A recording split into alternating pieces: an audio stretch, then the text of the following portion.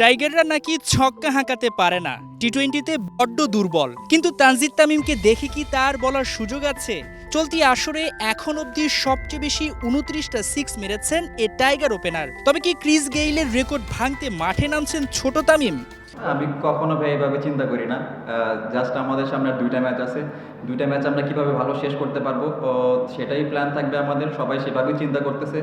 যদি হয়ে যায় হয়েও যেতে পারে, বাট আমি নর্মাল যে প্ল্যানে খেলি সেম প্ল্যানে খেলার চেষ্টা করব। এটার কোনো রহস্য নাই ভাই।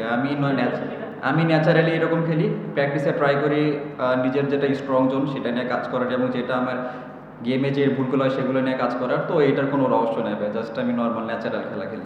বিপিএল 2017 সালে এক আসরের সর্বোচ্চ 47টা ছক্কা মেরে রেকর্ড করেছিলেন গেইল। ক্যারিবিয়ান তারকাকে টপকাতে হলে এখনও 19টা ওভার বাউন্ডারি হাঁকাতে হবে তানজিদকে।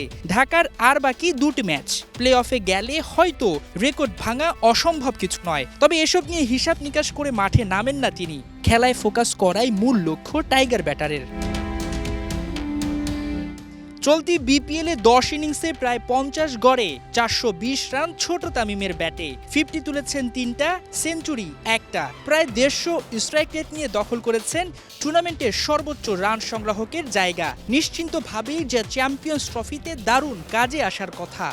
দেখেন, ওইটা ডিফারেন্ট ফরম্যাট, ওডিআই ফরম্যাট। এখানে যেরকম প্রথম পাওয়ার প্লেতে মানে কুইক খেলতে হয়, রান তুলতে হয়, ওইখানে হয়তো আরও একটু বেশি সময় পাওয়া যায়।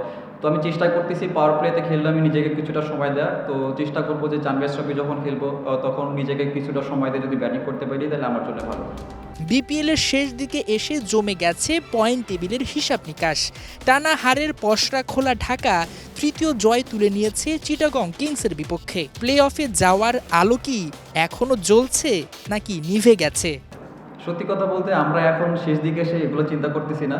আমরা জাস্ট ফোকাস করতে যদি সামনের 2টা ম্যাচ যদি আমরা ভালোভাবে শেষ করতে পারি তাই হয়তো বা চান্স হইতেও পারে। বাট আমরা যদি এটা নিয়ে আর এক্সট্রা বেশি নিতে চাই না, কারণ আমাদের শুরুটা ভালো হয় নাই।